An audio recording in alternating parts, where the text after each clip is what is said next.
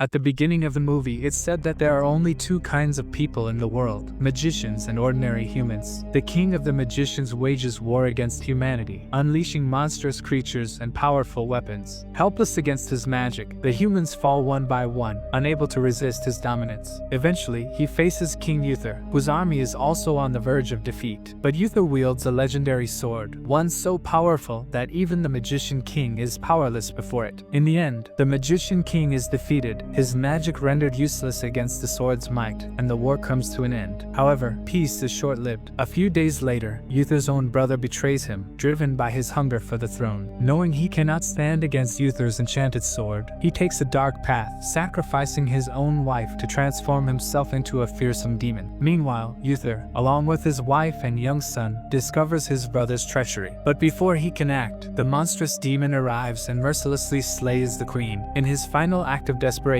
Uther places his son in a boat, sending him far away to safety before turning to face the nightmarish creature. The battle begins, and as the scene fades, it feels as though Uther has met his end. Elsewhere, the small boat drifts into London, carrying Uther's son. A group of women finds him and takes him in, raising him in an orphanage. On the other side, Uther's brother has ascended to the throne, and the tower from where the magician king draws his power is being rebuilt. Uther's brother, too, desires this power, which is why he is reconstructing the tower. Though not a magician himself, he spent his youth among them, learning their secrets and the ways of magic. 20 years have passed, and he has transformed into a powerful and evil king. Meanwhile, Uther's son Arthur has grown older. His childhood, spent among thieves and outlaws, has made him clever and resourceful. He has learned the ways of survival, often helping the needy and, at times, engaging in illegal activities. Back at the castle, Uther's brother's tower is finally completed. The stream near his castle has run dry, and his companion spots something unusual: a sword lodged in a stone figure. Many attempt to pull it out, but none succeed, not even Uther's brother. Desperate, he summons a large crowd from the village, urging them to try their luck with the sword. On the other side, Arthur finds himself in a fight, captured along with his friends by soldiers. They are transported in a boat, and soon, Arthur arrives at his father's castle. He has no memory of his past, and when ordered to pull the sword from the stone, he quietly approaches it. As his hand grips the sword, memories of his former life flood back, and he can feel the immense power it holds. With one swift motion, he pulls the sword free, but the overwhelming force of its magic causes him to faint. The people realize that this young man is none other than Uther's son Arthur. The soldiers take him prisoner, recognizing his rightful claim as the third-born king. The sword, with all its power, has chosen him, and now everyone knows that he is the true heir to the throne. Word spreads quickly, and the people rejoice, glad that their real king has returned. They now stand against Uther's brother, who has ruled with darkness and tyranny. Then, a magician lady appears, and Uther's brother goes to visit Arthur in his prison cell. He plans to bring him before the public, intending to force him to renounce his claim to the throne. He threatens Arthur, telling him to admit that he's unworthy to be king and that he cannot control the sword. If Arthur refuses, he warns that all his companions will be killed. The public gathers, eager to see their supposed king, Arthur, and they cheer in anticipation. Arthur is asked to demonstrate his power by lifting the sword, but he hesitates, knowing that if he does, he will endanger his friends.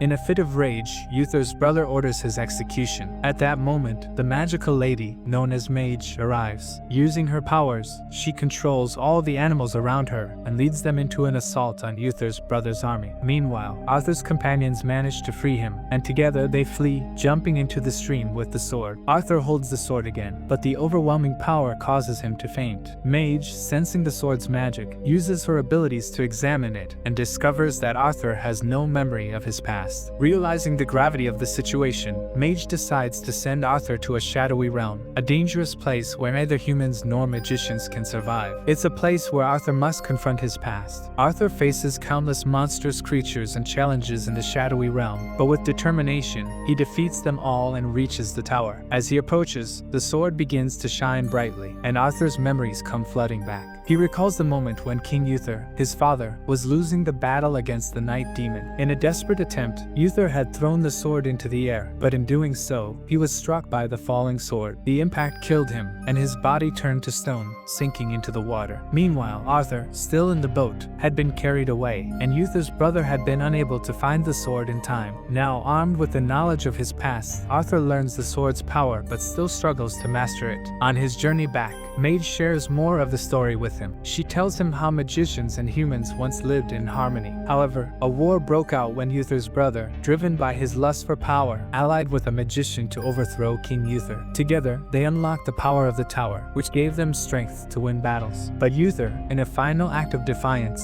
destroyed Mage's tower, where the magician's power resided, and bound the sword to his own bloodline. This meant that Uther, his son, and anyone related to them would be able to wield the sword. Mage also reveals that Uther's brother's power increases as the tower grows larger, hinting at the looming threat he poses. Once the tower is completed, it will be nearly impossible to stop Uther's brother, even with the sword. Arthur and his companions then encounter a powerful family from Britain, one that commands a large army and possesses numerous weapons. Arthur, using his wit, convinces them that he is ready to claim the throne. As they realize that Arthur is indeed the rightful king, their plan shifts to halting the tower's completion. Some of Arthur's companions board a ship carrying materials for the tower. They manage to destroy the plane and block the path, preventing the flow of resources to the tower. In retaliation, they set Uther's brother's castle ablaze in the city. Arthur, determined to end the reign of his father's brother, moves forward with his plan. However, it's all a trap. Uther's brother already anticipates Arthur's move. In a clever ploy, he sends a man who looks like him onto the ship. This man is poised to shoot an arrow at Arthur, but just as the arrow is about to be fired, Arthur stops him. Despite his efforts, the arrow still strikes, killing Uther's brother's special commander. Chaos erupts as the people scramble in every direction. The guards chase after Arthur and begin to beat Mage. Seeing this, Arthur grabs the sword and, in a single swing, takes down every guard. Uther's brother, enraged, captures one of Arthur's companions and executes him in front of Arthur. Arthur, heartbroken by the loss of his friend, takes his remaining companions to a safe place, placing them in a boat. Overcome with sadness and anger, Arthur throws the sword into the water. However, as the sword sinks, it is caught by the Lady of the Lake, a fairy who resides in the water. She pulls Arthur into the depths with her, showing him a glimpse of his future. The fairy reveals to Arthur what will happen if he uses the sword's powers but chooses not to kill his father's brother. The world will fall into destruction. The fairy urges Arthur to trust Mage and the sword, handing the sword back to him. Arthur, now filled with resolve, returns to the surface of the water and, after some time, meets with several men. They inform him that the people are rallying behind him, that many support his claim to the throne. The army, however, has attacked his companions, and the commander demands that Arthur surrender, threatening to eliminate his people if he refuses. After considering his options, Arthur decides to send the sword to Uther's brother, telling him that he will meet him in a few days. Uther's brother, believing that Arthur no longer has the sword, grows confident and decides to leave Mage unharmed. Mage, using her protective magic, shields Arthur. Arthur then travels to his father's castle to confront Uther's brother. When he arrives, Uther's brother is prepared to kill him with his own sword. However, Mage has a plan of her own. She controls the snakes and eagles through her magic, sending a snake to attack Uther's brother. In his panic, Uther's brother strikes the snake with the sword, causing it to become lodged in a pillar. Now, only Arthur can extract the sword. Mage, using her powers, controls massive snakes that attack the castle, while Arthur's army also launches an assault.